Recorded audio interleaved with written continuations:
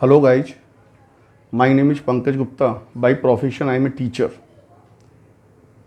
जैसा कि आप सभी को मालूम है आजकल कोविड-19 चल रहा है. उम्मीद है आप सभी लोग स्वस्थ होंगे, हेल्दी होंगे. आज मैं आप सब लोगों के सामने एजुकेशन की समस्या को लेकर रूबरू हुआ हूँ. लास्ट ईयर 2020 में मार्च में लॉकडाउन लगा था हमारे देश के अंदर. लोगों को उम्मीद थी कि 1-2 महीने के लिए कोविड-19 होगा, फिर उसके बाद सब ठीक हो जाएगा, परीक्षाएं होंगी और सारी चीज़ें, हमारा जीवन नॉर्मल चलने लगेगा. लेकिन ऐसा हुआ नहीं. कुछ समय के पहले परीक्षाएं कुछ समय तक टली. उसके बाद फिर गवर्नमेंट ने बच्चों को अगली क्लास के लिए प्रमोट कर दिया. बच्चे बड़े खुश हुए कि साहब हम अगली क्लास में आ गए. इस बार भी वर्ष 2021 के अंदर भी कुछ ऐसा ही हुआ.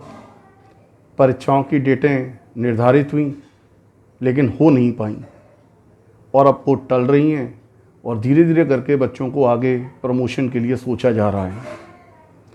कोई ये नहीं कह सकता कि कोविड-19 कब तक रहेगा, इसका इम्पैक्ट कब तक रहेगा. क्या मार्च 2022 में कोविड-19 समाप्त हो जाएगा? हमारे बच्चे दोबारा पेपर दे के आगे आएंगे? परीक्षाएं ना होना, बच्चों का अगली क्लास में प्रमोट हो जाना, क्या ये हमारे एजुकेशन सिस्टम के लिए अच्छा है? बच्चों, शॉर्ट टर्म के लिए जो आपको अच्छा लग रहा है, लेकिन लॉन्ग टर्म में ये बिल्कुल भी अच्छा नहीं है. प्ले वे से लेकर 8th स्टैंडर्ड तक का पूरा एजुकेशन सिस्टम हमारी कंट्री में क्रश हो चुका है, समाप्त हो चुका है. 9th, 10th, 11th, 12th प्रत्येक इंसान के जीवन में बेसिक एजुकेशन कह सकते हैं, इम्पॉर्टेंट एकेडमिक ईयर होते हैं 9th, 10th, 11th, 12th. तीनों स्ट्रीम, आर्ट, साइंस, कॉमर्स. कुछ कंपटीशन तो ऐसे हैं बेटा जो 10th के बाद स्टार्ट होते हैं, कुछ 12th के बाद स्टार्ट होते हैं. गवर्नमेंट को अपनी इकोनॉमी चलानी है, वो तो आपको प्रमोट कर ही देगी. लेकिन जब आप एग्ज़ाम्स के लिए जब आप प्रोफेशनल एग्ज़ाम के लिए अपने आप को प्रिपेयर करोगे तो क्या आपका बेसिक होगा? क्या आपकी एनालिटिकल पावर होगी? आप उन चीज़ों को समझ पाएँ, उनको कॉम्पीट कर पाएँ? मेरी बच्चों के गार्जियन से भी रिक्वेस्ट है कि वो अपने बच्चों की पढ़ाई को बंद ना करें. आज 70%, 75%, 80% गार्जियन, चाहे वो पैसे का अभाव हो या कोई और वजह हो, बच्चों की पढ़ाई को उन्होंने बंद कर रखा है. उन्हें मालूम है कि हमारा बच्चा प्रमोट हो जाएगा, अगली क्लास में आ जाएगा, और वो सोचते हैं तो फिर पढ़ाने से फ़ायदा ही क्या. मैं कहता हूँ बिल्कुल सही बात है आपकी.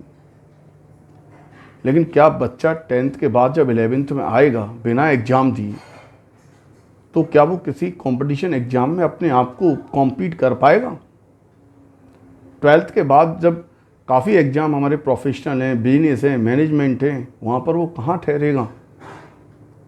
उसके अंदर परीक्षा को फेस करने की कैलिबर ही नहीं होगा. उसे पता ही नहीं है कि कैसे क्या करना होगा एग्ज़ाम के अंदर. तो प्लीज़ आप अपने बच्चों की एजुकेशन को बंद ना करें. अगर आप अपने बच्चों के लिए 100% एफर्ट्स लगाते हैं तो मैं दावे से कह सकता हूँ 40%, 50%, 60%, 70% अकॉर्डिंग टू सर्कमस्टांसेस कुछ तो बच्चा सीखेगा. ऐसा तो नहीं है कि बिल्कुल ही वो जीरो हो जाए. जब भी ये स्थिति सामान्य होगी, बच्चा अपने आप को बाकी के बच्चों से पीछे महसूस नहीं करेगा और वो कंपटीशन एग्ज़ाम के लिए अपने आप को स्टैंड कर पाएगा. मैं अपने जो सहयोगी टीचर्स हैं उनसे भी एक बात कहना चाहूँगा. भाइयों, ऑनलाइन और ऑफलाइन टीचिंग में बहुत डिफरेंस है. आप ये नहीं सोचें कि जैसे हम ऑफलाइन पढ़ा रहे थे वैसे ही ऑनलाइन पढ़ा लेंगे. मेरा आपसे विनम्र निवेदन है कि पहले तो आप ऑनलाइन टीचिंग के लिए जो ज़रूरी इक्विपमेंट हैं उनको अरेंज करें, ख़रीदें, मैनेज करें उनको। देन फिर डिजिटल नोट्स तैयार करें। बच्चों को वीडियो रिकॉर्ड करके ना भेजें, बच्चों को व्हाट्सएप पर फ़ोटो खींच के ना भेजें। आप उनके साथ लाइव इंटरेक्शन करें। थोड़ा सा अपने आप को अपडेट करें टेक्नोलॉजी के साथ, जिससे कि आप बच्चों से इंटरेक्शन कर सकें वर्चुअल क्लासेस में, उनको उनकी समस्याओं को समझ सकें, उनकी समस्याओं को दूर कर सकें।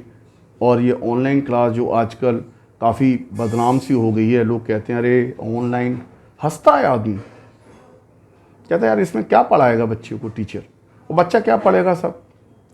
जब उसका इंटरेक्शन होगा, जब बच्चे से उसका इंटरेक्शन होगा, बच्चे 2 सवाल, टीचर 2 सवाल पूछेगा, बच्चा भी 2 सवाल पूछेगा, रिप्लाई होगा आपस में, तो डेफिनेटली एक इंटरेस्टिंग एनवायरनमेंट क्रिएट होगा।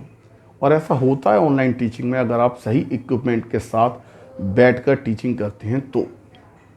प्लीज़ आप पहले अपने आप को तैयार करें, उसके बाद आप ऑनलाइन टीचिंग के लिए जाएं। साथ ही में गार्जियन से रिक्वेस्ट करूंगा कि अपने बच्चों की पढ़ाई को ना रोकें, क्योंकि ऑनलाइन कोविड-19 का इम्पैक्ट का कुछ नहीं पता कि ये कब तक जाएगा। और 2022 में क्या कोविड-19 ख़त्म हो जाएगा तो क्या उसके बाद कोई नई बीमारी नहीं आएगी, पता ही नहीं है। अभी दूसरी लहर चल रही है, अगस्त सितंबर में तीसरी लहर की बात होती है। अब तीसरी लहर का इम्पैक्ट आएगा, क्या होगा कैसे होगा नहीं कह सकते। मेरा बच्चों से भी निवेदन है, गार्जियन से भी निवेदन है कि ऑनलाइन टीचिंग पर थोड़ा सा ध्यान दें, ऑनलाइन स्टडी पर थोड़ा सा ध्यान दें। और 9, 10, 11, 12 की एजुकेशन एक व्यक्ति के पूरे कैरियर में बहुत इम्पोर्टेंस रखती है, फाउंडेशन है ये उसके आगे के लिए। इसको स्पॉइल ना करें। पेरेंट्स अपने बच्चे के लिए बढ़िया फैकल्टी अरेंज करें जो अच्छे इक्विप्ड तरीके से टीच कर रही हैं, समझें उसको और उसी हिसाब से अपने बच्चों को पढ़वाएं, स्टडी करें। अंत में मैं यही कहना चाहूँगा, ईश्वर कोविड-19 के इफ़ेक्ट को जल्दी से जल्दी समाप्त करे। एक बार हम पुनः अपने जीवन को सामान्य तरीके से चलाएं। धन्यवाद।